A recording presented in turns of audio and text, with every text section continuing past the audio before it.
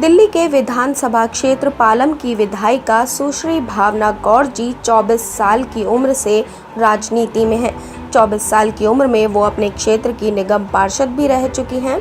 इसके पश्चात भी भावना जी में राजनीतिक षड्यंत्र या दांव पेच से बहुत परे हैं, क्योंकि जब हमारी टीम भावना जी के कार्यालय पहुंची तो हमने देखा कि भावना जी के विधानसभा क्षेत्र की जनता उनके कार्य से इस प्रकार प्रभावित है कि अपने काम काज के अलावा जनता अपने घर की निजी समस्याओं को भी भावना जी के समक्ष रखती है। वह उनकी हर समस्याओं का समाधान भी करती हैं। आइए आपको मिलवाते हैं सीधे भावना जी से। इन्हीं से जानते हैं कि अपने कार्यकाल में और किस प्रकार अपनी जनता को प्रभावित करती आ रही हैं। नमस्कार, आप देख रहे हैं डेली डायरी न्यूज़ और आज हम मौजूद हैं दिल्ली के विधानसभा क्षेत्र पालम में और आज हमारे साथ हैं यहाँ की विधायिका सुश्री भावना गौड़ जी। आइए इनसे जानते हैं कि इन्होंने इस कोरोना काल में किस प्रकार अपनी जनता की सेवा की। नमस्कार मैम। नमस्कार, बहुत बहुत बधाई और शुभकामनाएं। मुझे लगता है कि चैनल के माध्यम से वो चैनल जो अच्छाई और सच्चाई दिखाते हैं वो समाज को के स्वरूप को निखारने में बहुत मदद करते हैं, तो स्वागत है आपका। देखिए, स्वाभाविक तौर पे आप जानते हैं अभी पूरी दिल्ली के अंदर कोरोना चल रहा है। मेरी विधानसभा जिसमें बहुत सारी अनऑथराइज कॉलोनियाँ हैं, जीजे कॉलोनी है और निम्न और मध्यम वर्गीय लोग ज़्यादा रहते हैं। जैसे एक व्यक्ति को, एक महिला को सिर्फ और सिर्फ अपने परिवार की चिंता रहती है। मेरा परिवार, मेरे बच्चे, मेरे पति और परिवार के जो सदस्य हैं उनको मैं कैसे ठीक रख सकती हूँ। इसी तरह से मेरा मनोभाव है कि ये पालम विधानसभा पूरा मेरा परिवार है, तो मेरा परिवार कैसे सुरक्षित रहे, इस महामारी से बचे, उसके लिए बहुत सारे काम इस लॉकडाउन पीरियड में भी हम लोगों ने किए हैं, मेरी सरकार ने किए हैं। सबसे पहली बात यह है कि ये विधायक कार्यालय जहाँ पर आप बैठे हैं, ये पिछले वाले लॉकडाउन पीरियड में भी और इस वाले लॉकडाउन पीरियड में भी कभी बंद नहीं हुआ। जनता की सेवाओं के लिए हमेशा खुला रहा है। हम लोग हमेशा पब्लिक के बीच में उपलब्ध रहे हैं और उनके व्यक्तिगत काम हो या कोई सरकारी काम हो, जिस तरह की से भी हम उसकी पूर्ति कर सकते थे वो हमने करने का प्रयास किया। महामारी थी, संकट के दौर से पूरी दिल्ली गुजरी है, उसमें मेरी विधानसभा भी कोई अलग नहीं है। और पीक वाले पीरियड के अंदर तो बहुत सारे लोग, किसी को बेड चाहिए, किसी को अस्पतालों के अंदर भी ऑक्सीजन ख़त्म हो गई थी, व्यक्तिगत तौर पे भी उनको ऑक्सीजन चाहिए, उनको दवाइयाँ चाहिए, इंजेक्शन चाहिए। मैंने और मेरे पूरे परिवार ने, मुझे बड़ा अच्छा लगता है ये कहते हुए कि मेरे छोटे भाई बहनों में भी वो संस्कार हैं कि उन्होंने मेरे से ज़्यादा जाग कर के पब्लिक की सेवा की है। और मेरे कार्यकर्ता, मेरी पार्टी के लोग, हम सब लोग तत्पर रहे, एक टांग पे खड़े होकर के लोगों ने जैसे जो भी डिमांड उनकी थी, हम लोग भी भागे हैं, दौड़े हैं, कई जगह असफल भी हुए हैं। आपको उदाहरण देके बताती हूँ। एक महिला नोएडा से ऑक्सीजन वैन के अंदर आई और ड्राइवर ने उसको कहा कि आधे घंटे में ऑक्सीजन ख़त्म हो जाएगी, तो आप अस्पताल में कहीं बेड की व्यवस्था कीजिए। समाचार मेरे तक पहुँचा, मैंने दीनदयाल उपाध्याय हॉस्पिटल में एक बेड की व्यवस्था कराई। वो जब पालम फ्लाईओवर से नीचे पालम गोल चक्कर के ऊपर आए, वहाँ आकर के उस महिला ने दम तोड़ दिया। तो बहुत सारे हमारे अपने अजीज़ और वो लोग जिनको हम जानते नहीं थे, कहीं बेड के अभाव में, कहीं ऑक्सीजन के अभाव में हम कहीं ना कहीं पूर्ति नहीं कर पाए। जितना बन सका हमने किया, लेकिन संसाधन कम हो और एकदम से ये महामारी इतनी तेज़ी से आएगी, उसकी जानकारी होने के अभाव में हम कुछ लोगों को नहीं बचा पाए।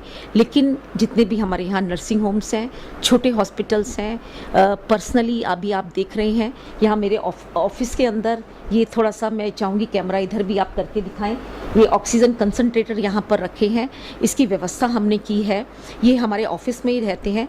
व्यक्तिगत तौर के ऊपर किसी के परिवार में अगर कोई बीमार है, उसका ऑक्सीजन लेवल 85 तक है और उसे वो अस्पताल ना जाए, ऑक्सीजन सिलेंडर की अगर उसको आवश्यकता है तो मेरे ऑफिस पे आए।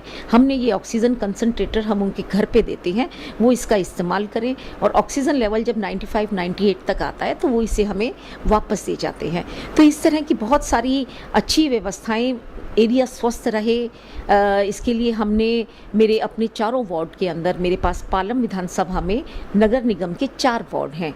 चारों वार्ड में हम लोगों ने ऑटो रिक्शा घुमाए हुए हैं, जिसके अंदर रेगुलर मेरे अपने ऑडियो क्लिप के माध्यम से लोगों को संदेश पहुंचता है कि अगर किसी तरह की प्रॉब्लम है तो वो मेरे ऑफिस को कैसे संपर्क करें, हमसे कैसे संपर्क करें, और व्यक्तिगत तौर पे उनकी क्या जिम्मेवारी है, वो अपने आप को कैसे ठीक रख सकते हैं, मेरी सरकार क्या सुविधाएं उनको दे रही है।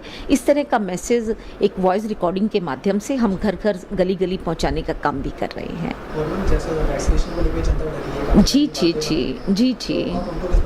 हाँ, मुझे मालूम है अनर्गल बातें करने वाला एक तत्व भी हमारे ही समाज में उपलब्ध है, और आप जानते हैं कि कोरोना महामारी से बचने के लिए इस समय जो सबसे ज़्यादा ज़रूरी है वो वैक्सीन को हम अपने ऊपर लागू करवाएं, वैक्सीन लगवाएं, ये सबसे ज़्यादा ज़रूरी है। और अभी कुछ लोग डरे हुए हैं। मैं आपको बताना चाहूँगी, मैंने भी कोविशील्ड लगवाई है, मैं पूरी तरह से स्वस्थ हूँ, मुझे कोई बुखार तक भी नहीं आया। सेकंड डोज मुझे 3 महीने के बाद में लगेगी। मेरे पूरे परिवार ने लगाया, हमारे दिल्ली के मुख्यमंत्री जी ने भी वैक्सीन लगवाई है, वो स्वस्थ हैं, उनका पूरा परिवार स्वस्थ है, और सब लोगों ने, जो जागरूक लोग हैं, वो लगवा रहे हैं। मैं आपके चैनल के माध्यम से लोगों को ये कहूँगी कि वैक्सीन लगवाएं। कोरोना महामारी से बचने का एक ही हथियार हमारे पास में है। मैं आपको बताना चाहूँगी, 2 दिन 15 और 16 तारीख को 16, 17 और 18 को इस तरह से डीएम से बात करने के बाद में हमने हर वार्ड के लिए 2-2 दिन का पीरियड लिया। उसमें हमने प्राइवेट स्कूल्स के अंदर कैंप लगाया है, सरकारी व्यवस्था से वो कैंप लगा, हमारे हेल्थ डिपार्टमेंट की पूरी टीम वहाँ पर रही, हमारे डॉक्टर्स वहाँ पर उपलब्ध थे, और मैंने आपको बताया वॉइस रिकॉर्डिंग के माध्यम से हमने गली गली संदेशा भेजा है कि 45+ वाले जो भी लोग हैं जिनको वैक्सीन नहीं लगी है वो वैक्सीन लगवाएं। इवन देन जे कॉलोनी हमारी सेक्टर 1 में है, सेक्टर 7 में है। मैं स्वयं धूप के दौरान भी अपने वॉलंटियर्स को लेके वहाँ गई। एक पत्रक के माध्यम से, अरविंद जी का लिखा हुआ एक लेटर के माध्यम से हमने वहाँ घर घर जाके दरवाज़ा खटखटाया, एक डायरी और पेन हाथ में रखी है, और उनसे पूछा कि आपने वैक्सीन लगवाई या नहीं लगवाई। जिन्होंने हमें कहा कि हमने नहीं लगवाई या लगवाएंगे, हमने उनका नाम और कॉन्टैक्ट नंबर अपनी डायरी में नोट किया, उनको स्पेशल फ़ोन किया और उन्हें उन सेंटर तक ले जा कर के वैक्सीन लगवाने का काम किया है। और जनता का भरपूर लाड़ प्यार मेरे पास है। देखिए, जनता का प्यार पाने के लिए आपको जनता से जुड़ना पड़ता है। मैं ज़मीनी स्तर की नेता हूँ, हवाई वाली नेता नहीं हूँ। आपने यहाँ देखा कि पति पत्नी का झगड़ा भी हो जाए तो मेरे पास आ जाते हैं। वैक्सीन जरूर लगवाएं, हमारा विनम्र निवेदन है। आप अपने आप को और अपने परिवार को सुरक्षित करें, और तैयारी अपने से करें, स्वयं से करें, स्वयं उदाहरण प्रस्तुत करें समाज के लिए और परिवार के लिए। इसके साथ साथ में राशन का फ्री वितरण हमारी सरकार कर रही है। मेरे चारों वार्डों में एक सेंटर खुला है। वो प्रत्येक एरिया में रहने वाला वो व्यक्ति जिसकी मेरे से थोड़ी सी भी दूरी है, वो प्लीज़ मेरे पास में आए, मुझसे संपर्क बनाएं, और जिस भी तरह की आवश्यकता उन्हें है और मैं जिस भी लायक हूँ, मैं उनकी सेवा के लिए तैयार हूँ। धन्यवाद।